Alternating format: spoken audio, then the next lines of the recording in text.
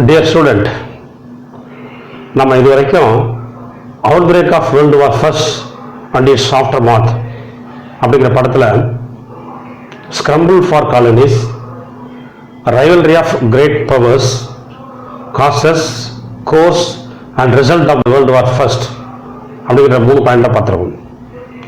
அடுத்து நம்ம பார்க்க போகிறது Russian revolution and its impacts, இறுதியாக லீக் ஆஃப் நேஷன் அப்படின்ற இந்த 2 பாயிண்ட்டையும் இப்போ இந்த வீடியோவில் நம்ம பார்க்க போகிறோம். தொடர்ந்து வீடியோ பாருங்கள். Russian revolutions and its impact,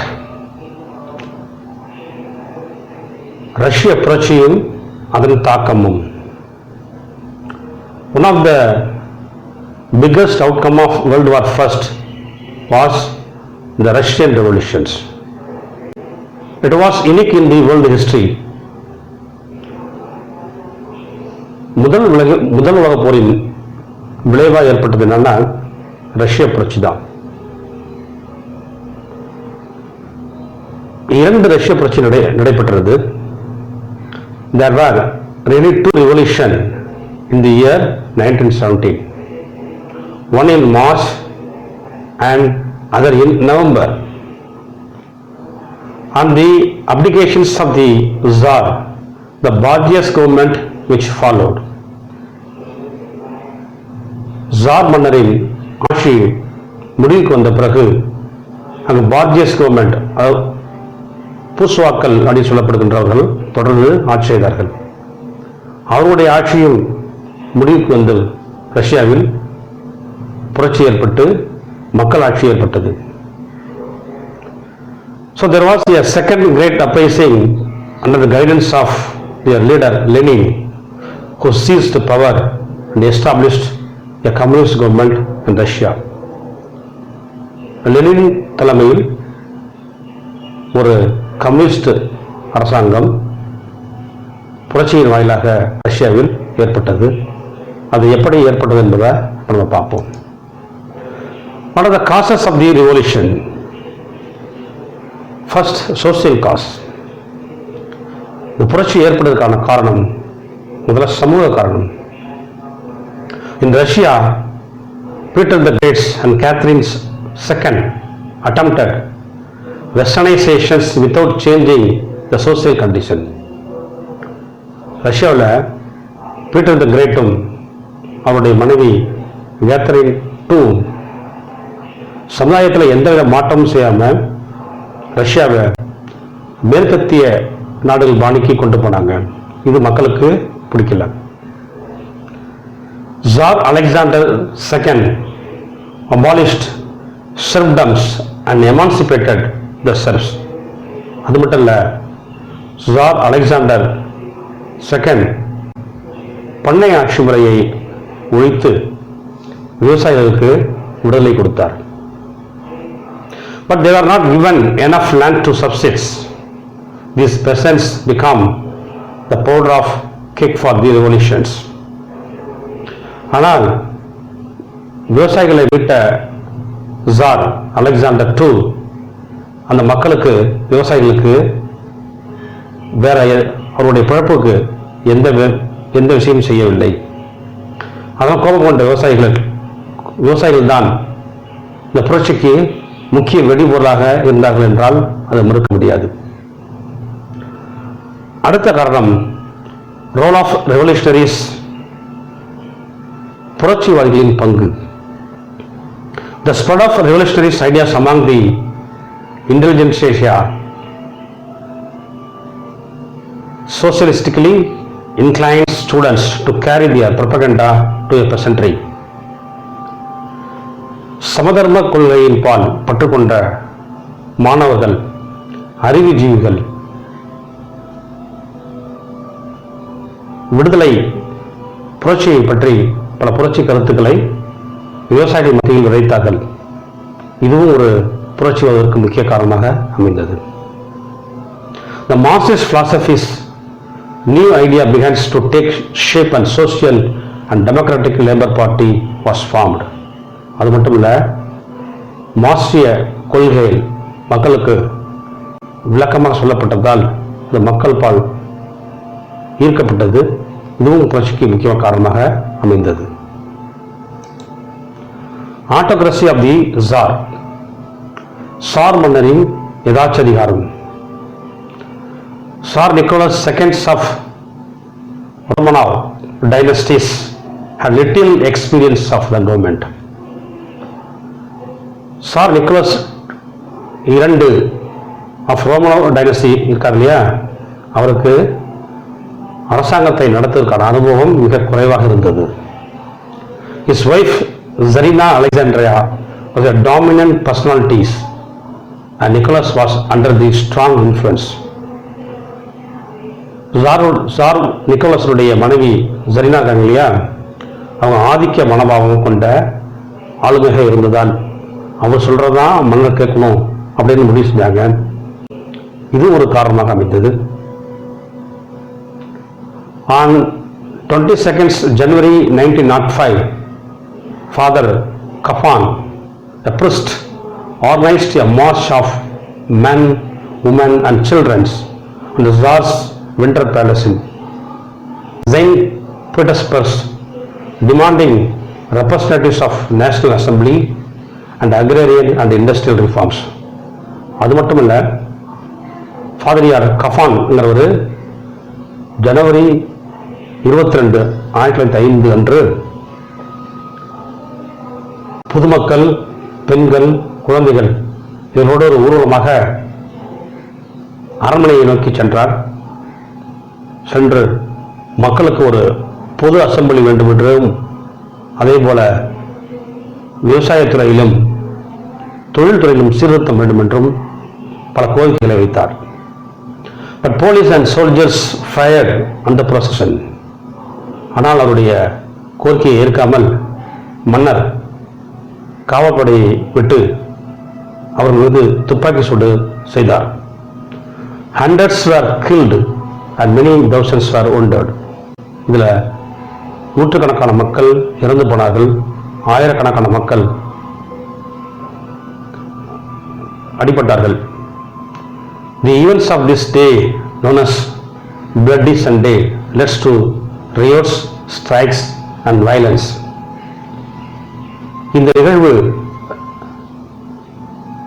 Bloody Sunday, இரத்த ஞாயிறு என்று அழைக்கப்பட்டது.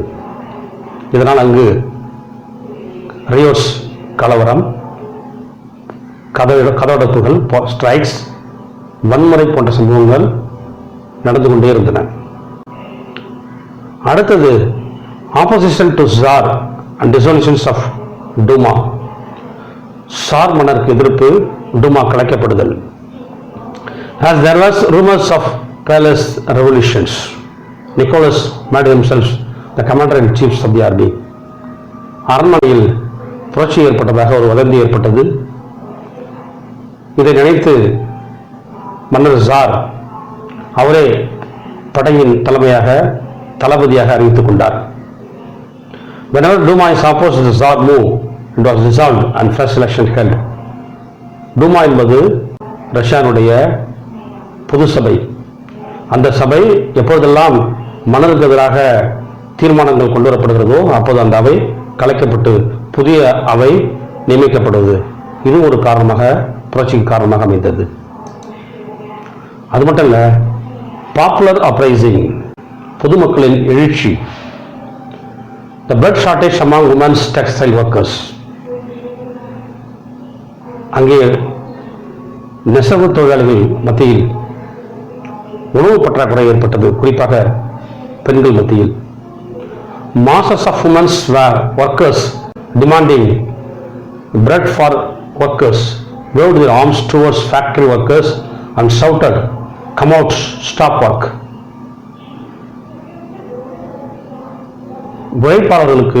உழைப்போருக்கு ரொட்டி இல்லை அப்படின்ற போராட்டத்தை முன்னெடுத்தி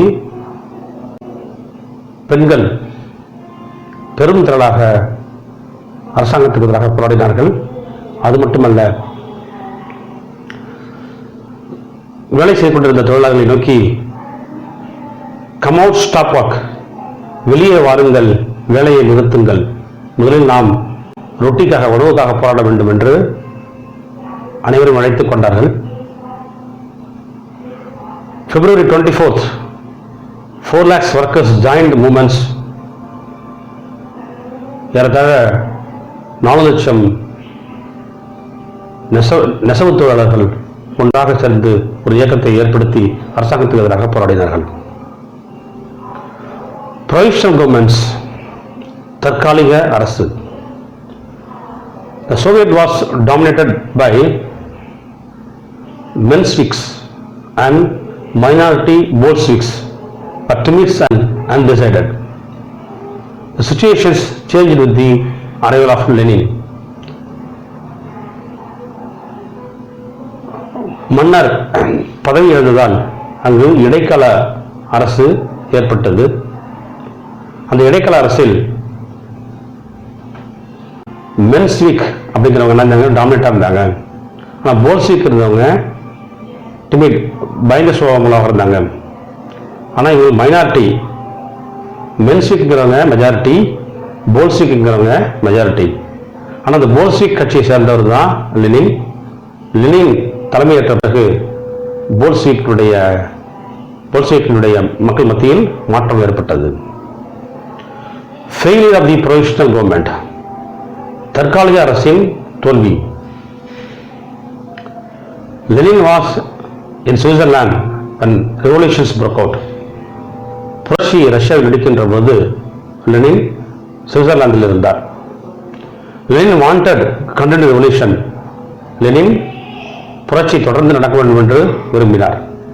ஸ்லோகன்ஸ், அவருடைய slogans, all powers to Soviet, எல்லா பவரும் சோவியத் மக்களுக்கு வேண்டும் என்று கூறினார். The people were attracted by the slogans. இந்த ஸ்லோகன் ரஷ்ய மத்தியில் மிகவும் வரவேற்கப்பட்டது. அது மட்டுமல்ல, பிரெட், பீஸ் அண்ட் லேண்ட், ரொட்டி, அமைதி, நிலம், இதுதான் ஒரு மனிதனுடைய முக்கியமான விஷயமாக இருக்க வேண்டும் என்று லெனின் சொன்ன விஷயம் அங்கு பெரும் வரவேற்பை பெற்றது. But the provisional governments had to give mistakes. ஆனால் அங்கு இருந்த இடைக்கால அரசு 2 தவறை செய்தது. First, to oppose the decision on the demand of redistribution of land. விவசாய நிலங்களை பகிர்ந்தளிக்கப்படுவதை அது விரும்பவில்லை. அது மட்டுமல்ல, the government decided to continue with the war. முதல் உலகப் போரில் தொடர்ந்து போர் செய்ய வேண்டும் என்று இடைக்கால அரசு விரும்பியது. இதனால் இடைக்கால அரசு தோல்வியை தழுவியது. Take over by the Bolsheviks party under Lenin's leadership. On 7 November, the key government's buildings, including the Winter Palace, the Prime Minister headquarters, were seized by armed factory workers and revolutionary troops. 1917 November 7 ஆலை தொழிலாளர்கள் ஒன்று சேர்ந்து மன்னரின் குளிர்கால அரண்மனையையும்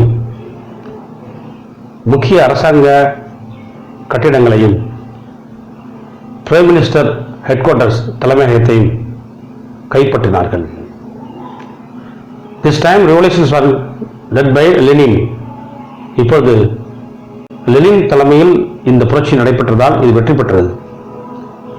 Lenin was influenced by ideas of Karl Marx. Karl மார்க்ஸின் கொள்கையில் ஈர்க்கப்பட்ட Lenin believed that the way of our freedom was through mass action. Lenin நம்பினார், நாம் சிறுபான்மையினராக இருந்தாலும் பெரும்பான்மையினுடைய ஆதரவு பெற்றால் நிச்சயமாக புரட்சியில் நாம் வெற்றி பெறலாம் என்று நம்பினார். Lenin gained the supports of small majority known as Bolshevik. குறைவான மெஜாரிட்டி இருந்தாலும் அவருடைய கட்சியின் பேர் Bolshevik, which became a Bolshevik party. அது போல்ஸ்விக் பார்ட்டியாக மாறியது. Outcome of the revolutions. The Russian Communist Party eliminated illiteracy and poverty in Russia within a record time. புரட்சியின் விளைவாக ஏற்பட்ட இந்த கம்யூனிஸ்ட் கவர்மெண்ட் ஆனது ரஷ்யாவில் எழுத்தறிவின்மை, வறுமை இவை இரண்டையும் சொல்லப்பட்ட காலத்தில் ஒழித்தது. Russian industries and agricultures developed remarkable. ரஷ்யாவில் விவசாய புரட்சியும் தொழில் புரட்சியும் ஏற்பட்டது. Women given were equal rights including right to vote. பெண்களுக்கு சம உரிமை வழங்கப்பட்டது. அது மட்டுமல்ல, பெண்களுக்கு ஓட்டு உரிமையும் வழங்கப்பட்டது. Industries and banks were nationalized. தொழிற்சாலைகளும் வங்கிகளும் தேசியமயமாக்கப்பட்டன. Land was announced a social property. நிலம் பொது சொத்தாக கருதப்பட்டது. Land was distributed to poor peasant. ஏழை விவசாயிகளுக்கு நிலம் பகிர்ந்தளிக்கப்பட்டது. Lenin immediately appealed for peace. நாடு இன்னும் முன்னேற வேண்டும் என்றால் உடனடியாக அமைதி திரும்ப வேண்டும் என்று விரும்பினார். In March 1918 the treaty of Brest-Litovsk was signed. ஆகையால் 1918 ஆண்டு பிரஸ்ட்-லிட்டோவ்ஸ்கி என்ற ஒரு உடன்படிக்கையில் கையெழுத்திட்டார். Global influence of the Russian Revolution.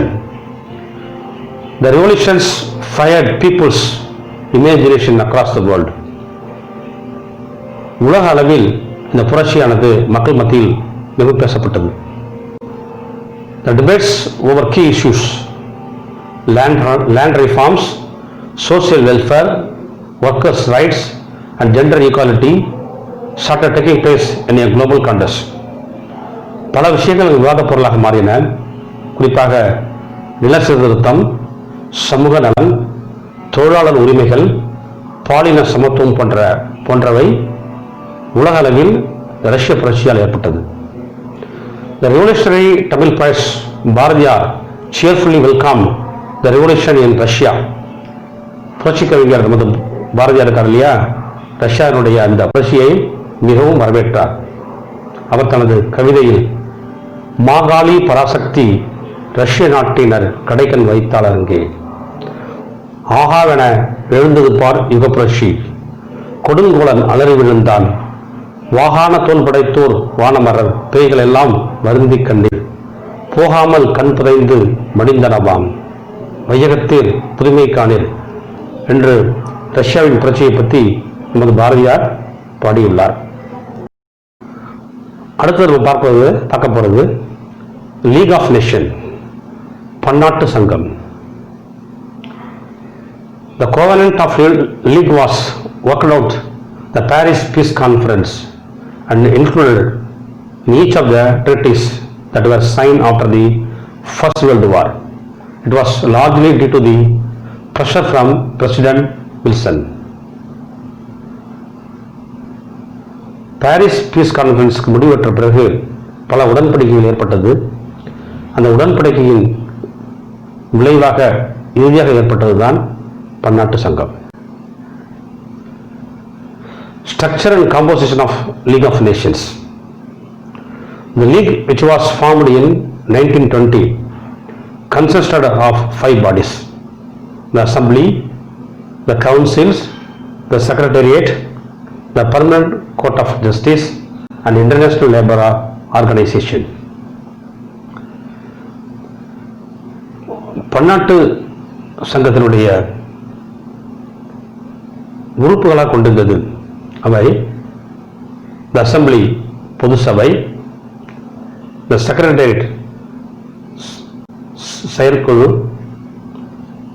செயலகம், the permanent court of justice பன்னாட்டு நீதிமன்றம், international labour organisation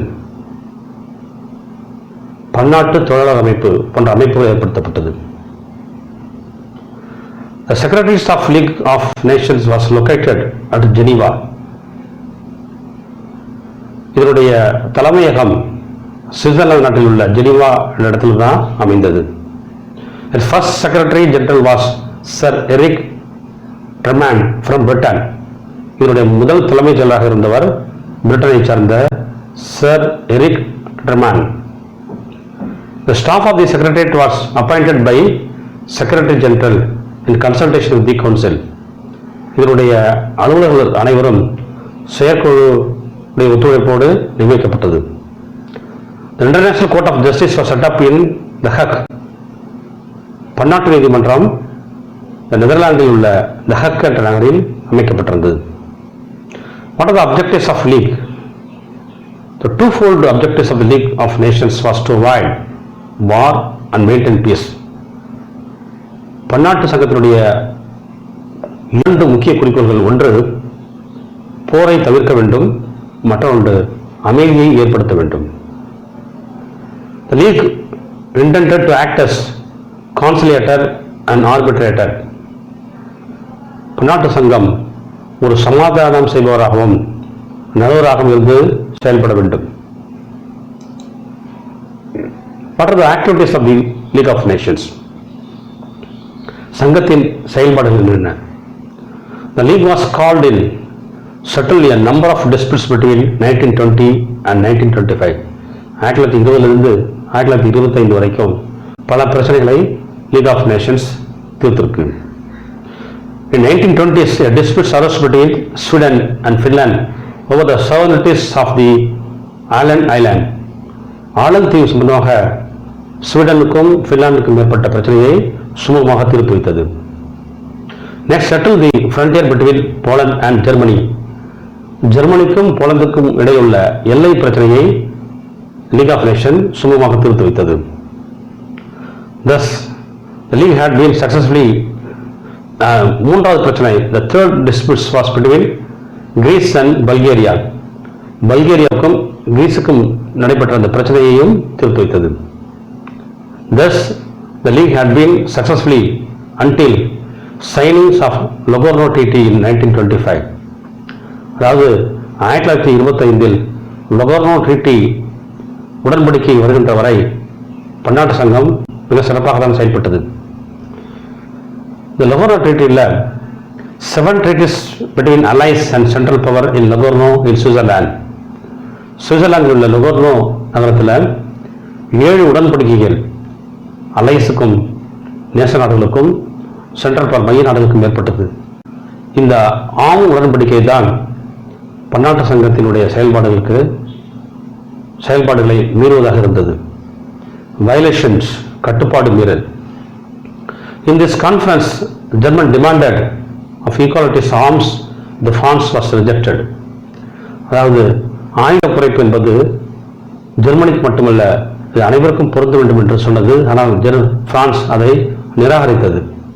In October, Hitler withdrew Germany from the conference and the league. இந்த கூட்டத்திலிருந்து ஜெர்மன் அது மட்டுமல்ல, லீக் ஆஃப் நேஷனிலிருந்து ஜெர்மன் விடுவித்துக் கொண்டது. Japan attacked Manchuria in September 1931 and league condemned Japan. அதேபோல திடீரென்று ஜப்பான் மஞ்சூரியா, சீனா பகுதியை சேர்ந்த மஞ்சூரியாவை அட்டாக் பண்ணது. இதற்கும் லீக் கண்டம் தெரிவித்தது, எதிர்ப்பு தெரிவித்தது. What are the causes of failure? Lack of the military powers of its own. It could not enforce its decision.